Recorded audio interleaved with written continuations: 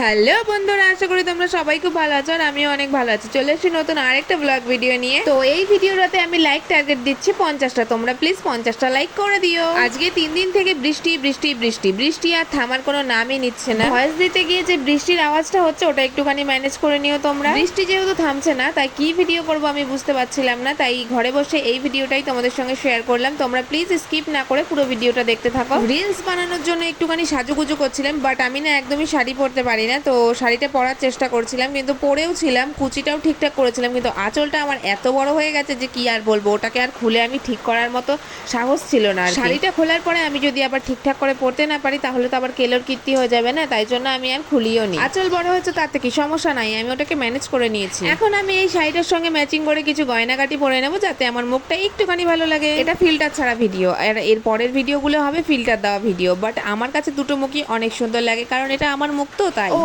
আচ্ছা, তোমরা শ্রাবণ মাসে কে কে সবুজ চুড়ি পরেছো গো? প্রথমেই দেখেছো হয়তো ভিডিওর প্রথমেই যে আমি তোমাদেরকে সবুজ চুড়ি দেখাচ্ছিলাম। তোমরা কে কে সবুজ চুড়ি পরেছো তাহলে আমাকে কমেন্টে জানিয়ে দিও, দেখবো তোমরা কতজন সবুজ চুড়ি পরেছো। তো এখানে আমি গলার কানের পরার পর একটা টিপ পরে নিয়েছি। দেখো টিপটা পরার পরে মুখটা কত মিষ্টি হয়ে গেছে না? এইবার আমি লাগাবো ঠোঁটের লিপস্টিকও, যাতে আমার ঠোঁটটা একটু চম্পু চম্পু লাগে। হ্যাঁ হ্যাঁ, তোমরা ঠিকই দেখেছো, আমি মুখে একদম কিছু মাখি নাই, কারণ ইনস্টাগ্রামে যা ফিল্টার, কি সুন্দর সুন্দর দারুণ ফিল্টার, তাই আর মুখে কিছু মাখার প্রয়োজনই হয় না। এই যে আমি ফুল রেডি।